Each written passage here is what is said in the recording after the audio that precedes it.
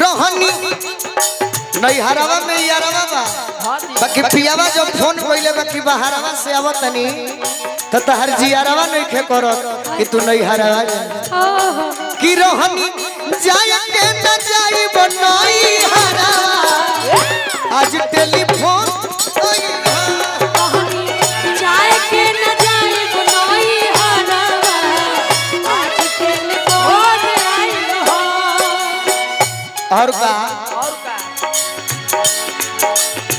तो इनु कहबो अपना सखी लोग से ले ले आई बुट्टी कुलियो हरावा आज टेलीफोन आइल हा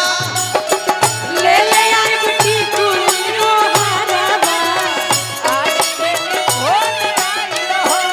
कहीं कहीं रहुआ कुछ कहीं लागल जब ऐसा कुल बात बता कहल चाहते हैं आपके कि जैसन चाहले रहले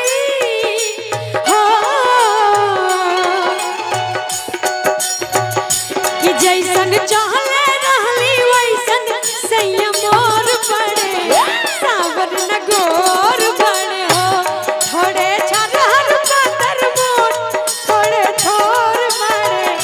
सावर न गोर बड़े हो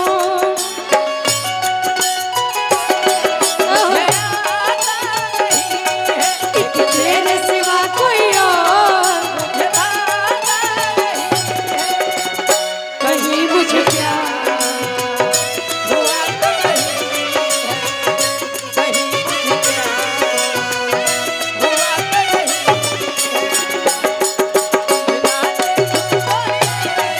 रह पाता नहीं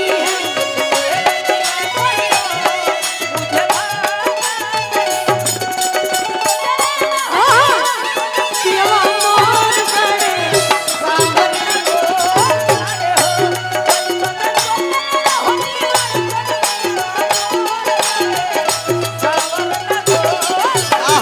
बहुत सुंदर रउआ सुंदर बानी इतना सुंदर गाइला कहानी की पूरा हिंदुस्तान में हमने के एक ही गोलू राजा जी रही तो आदमी सुंदर कैसे ना हुई जेकर गुरु जेकर चाचा गोपाल राय होकस तो आदमी सुंदर कैसे ना हुई बिल्कुल बिल्कुल काहे ना बड़ा निक लागेला कलम जी की बोलिया जब चले आए बड़ा अपन घर डोलिया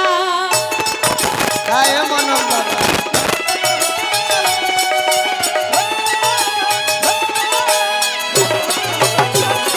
बड़ा निक लागेला कलम जी की बोलिया जब चले आए बड़ा अपन घर डोलिया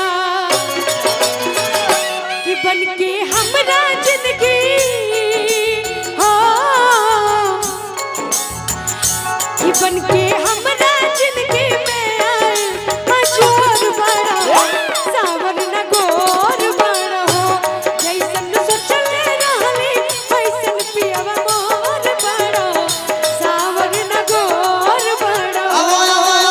होइरा देखिए एकरा के हम भाव के बदल के गावतनी।